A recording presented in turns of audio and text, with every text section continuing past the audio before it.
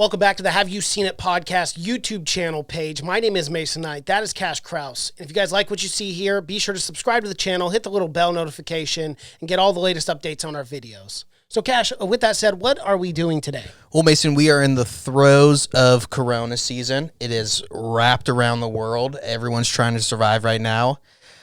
But currently, it has suspended all professional sports.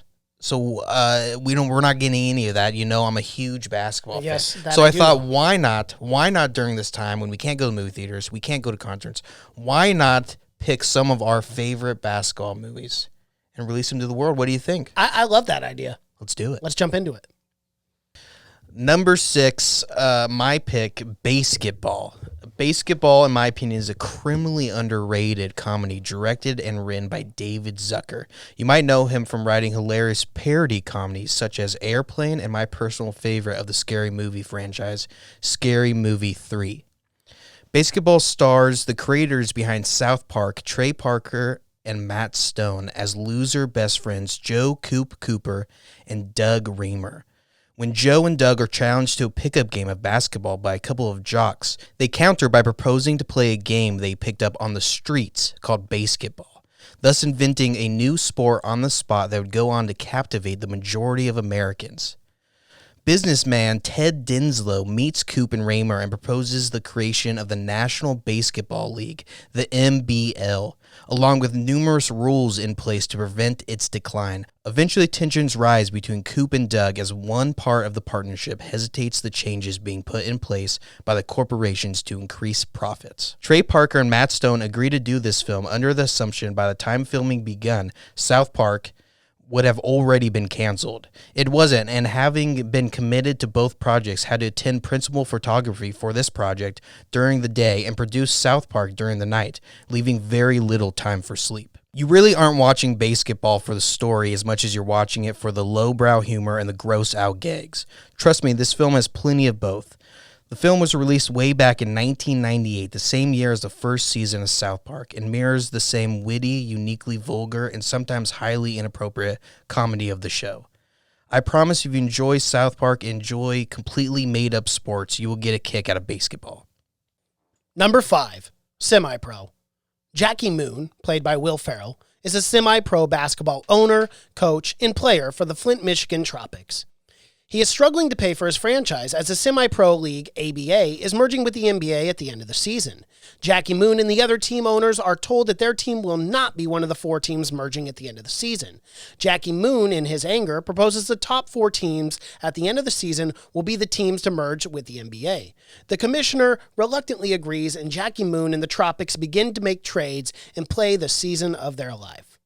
Some of my favorite scenes in this movie, one joke in particular that just landed throughout the film for me, was the hippie contestant named Dukes, who despite the insane odds makes the $10,000 full court shot. It is a common joke throughout the film. As we see later on in the movie, Duke tries to talk to Jackie about how no banks will take the, quote, big sparkly check. Jackie then tells him to try a bigger bank. And in the third act of the film, Dukes is in the audience for the championship game, dozing off with a sign on his lap that reads, "I want my money." The film is concluded with a sort of epilogue of Dukes finally receiving the money from Jackie Moon. Only it's $2,300. Jackie told him after the merger of the NBA, he would pay him the rest. Coming around at number 4, White Men Can't Jump. Directed by Ron Shelton, White Men Can't Jump stars Woody Harrelson as the titular white man, Billy Hoyle, a former college basketball player who makes his living by hustling street ballers in Venice Beach who assume he cannot play ball all because he's white. Billy runs across Sidney Dean, a talented young cocky player played by Wesley Snipes. Billy beats Sidney twice, once in a pickup game, then once again in a one-on-one shootout for money. Billy and Sidney eventually combine their basketball and hustling skills, resulting in a quick success and easy money until Billy's past finally catches up with him. What Sidney didn't know about Billy was that he and his slightly annoying girlfriend Gloria, played by the beautiful Rosie Perez, are on the run from some violent mobsters due to gambling debts. Bob Lanier, Detroit Pistons and Milwaukee Bucks legend and Hall of Famer, was hired as a basketball coach for the film. He was impressed with Harrelson and Snipes, suggesting that both reached Division III college basketball skill level. He also noted that between the two of them, Harrelson actually was the better player. Interesting enough, this was also noted as one of Stanley Kubrick's favorite films.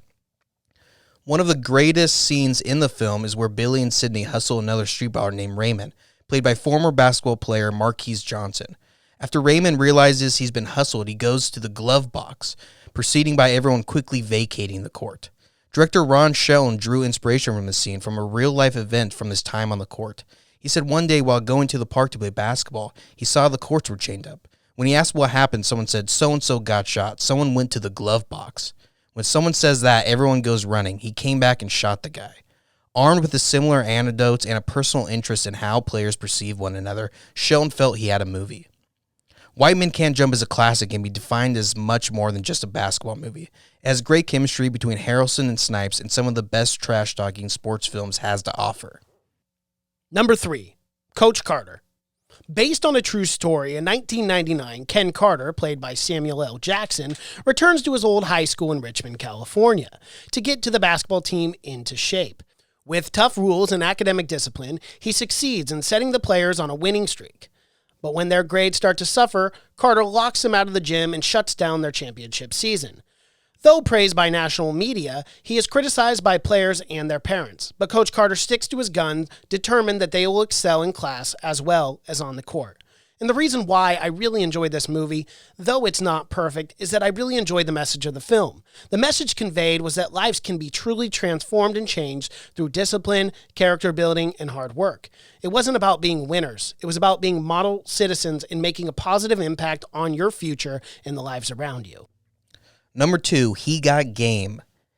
A Spike Lee joint starring Denzel Washington and Ray Allen. That's right, 5th overall pick in 1996 draft and eventually 2-time world champion Ray Allen stars as Jesus Shuttleworth, the top high school basketball player in the United States who is being pursued by the top college basketball programs in the nation. His father, Jake Shuttleworth, played by Denzel Washington, is a convict currently serving time for accident killing of his wife, Martha, Jesus' mother. Jake is temporarily released by the governor, an important alumni of a big state, one of the colleges Jesus is considering, so that he might persuade his son to sign with the governor's college. If successful, he'll get released from prison early. For the role of Jesus, Lee had drawn up a list of every NBA player who could pass for a high school senior. Kobe Bryant was originally choiced to play Jesus Shuttleworth, but after shooting several air balls that resulted in a brutal playoff loss against the Utah Jazz in the 1997 NBA playoffs, he planned an extensive workout plan that would help maintain his strength throughout the duration of a longer NBA season. Lee found Tracy McGrady too reserved and was not impressed by Allen Iverson's performance. Management for Kevin Garnett and Stephen Marbury wanted to guarantee that one or the other would be offered the part. Travis Best, Walter McCarty, and Rick Fox also auditioned, and Lee cast them in supporting roles. Lee approached Allen during halftime of a Bucks-Knicks game, ultimately offering him the role for Jesus. Allen had never acted before and trained with an acting coach for 8 weeks prior to the filming. It's always interesting to see professional athletes try their hand at acting, and for the most part, it usually ends in disaster. But Ray Allen turns out a surprisingly good performance in He Got Game. Not to say it didn't help being surrounded by top-tier actors such as John Turturro, Rosario Dawson, and Denzel Washington. It's a strong film from Lee, and not to say it's his best. That does a good job of showing the lengths of colleges are willing to go to recruit an athlete. It still holds as having one of the greatest opening montages to a film, and will definitely curb your hunger for basketball for at least a couple hours. Number 1, Space Jam.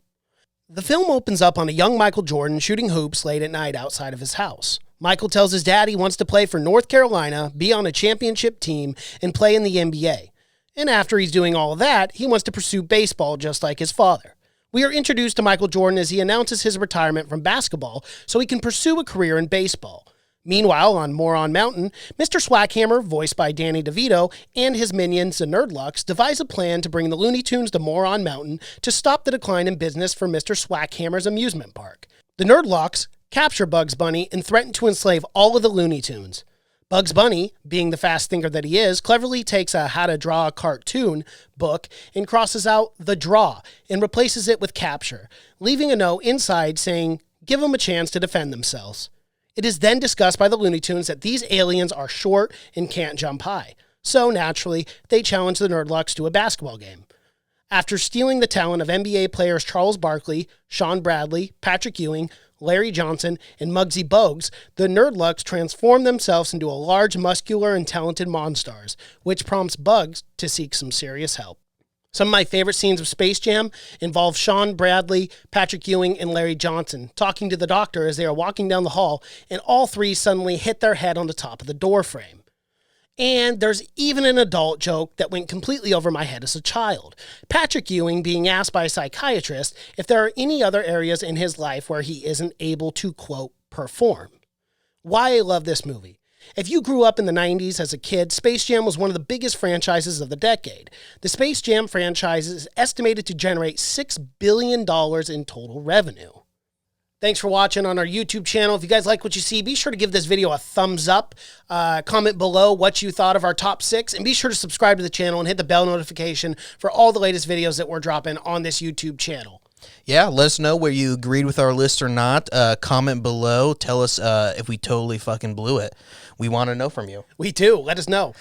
So my name is Mason Knight. That is Cash Kraus. And until next time. Adios.